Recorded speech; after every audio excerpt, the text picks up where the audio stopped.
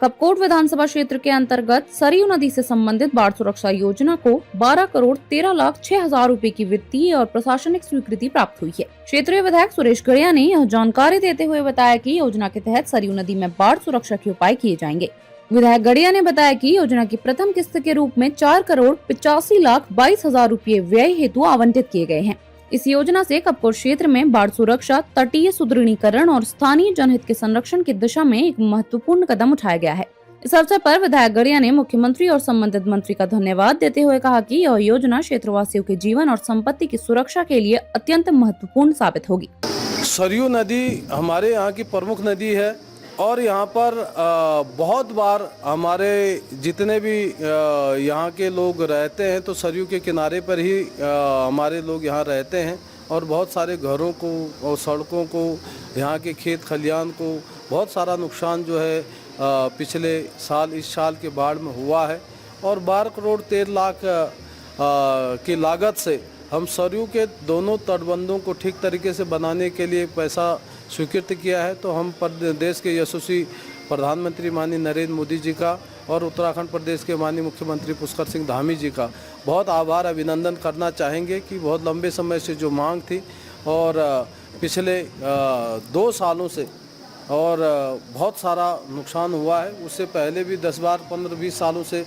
क्षेत्र के अंदर बहुत जगह जो है इस सरयू नदी के कारण से जो है हमारे खेत खलियान बहुत नुकसान हुआ है और बहुत सारे मकानों को भी नुकसान हुआ है, सड़क का भी नुकसान हुआ है, सरकारी संपत्तियों का बहुत सारा जगह नुकसान हुआ है। तो अभी जो एक प्रोजेक्ट हमने पिछले वर्ष में बना के तैयार किया था तो वो उसमें से 12 करोड़ 13 लाख लगभग पैसा जो है स्वीकृत हो गया है और अभी बहुत जल्दी उसका टेंडर भी हो जाएगा और टेंडर होने के बाद वो काम भी हम ठीक तरीके से तय समय पर उसको लक्ष्य को पूरा करने के लिए तत्पर है। अभी कनलगढ़ घाटी का जो प्रोजेक्ट है वो भी बन के गया है और 8 करोड़ और 9 करोड़ का दो अलग अलग स्टेज पर 2 एस्टीमेट और गए हैं और बाकी जहाँ जहाँ भूस्खलन हुआ है और भी छोटे छोटे एस्टीमेट हमने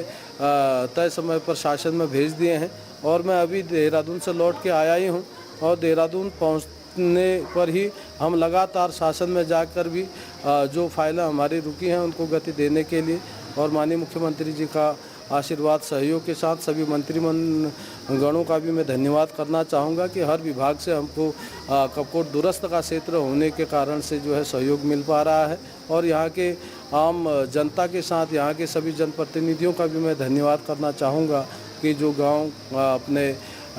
विकास के साथ आगे बढ़ रहे हैं तो उन विकास की गति में वो सभी लोग अपना योगदान दे रहे हैं और वो काम धरातल पर मजबूती से ठीक हो, क्योंकि बार बार शिकायतें आती है कि जो काम हम स्वीकृत करा के ला रहे हैं तो कहीं कहीं पर जो ठेकेदार हैं और जो काम करने वाले लोग हैं वो ठीक तरीके से काम को नहीं कर रहे हैं। तो वहाँ के जो लोकल जनप्रतिनिधि है और मैं उनसे भी आग्रह कर रहा हूँ कि जो गांव के ग्राम प्रधान हैं, क्षेत्र पंचायत सदस्य हैं, जिला पंचायत के सदस्य हैं,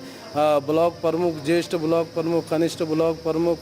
जिला पंचायत अध्यक्ष, उपाध्यक्ष, एक बड़ी टीम हम सब लोगों के बीच में है। तो सभी लोगों से मेरा विशेष गुजारिश है, निवेदन है कि वो अपने गांव के कामों को ठीक तरीके से गति दे और ठीक तरीके से कामों को पूरा करने के लिए वो लगातार प्रयास करेंगे। तो हम जरूर आने वाले दिनों में जो हमने संकल्प लिया है कि कपकोट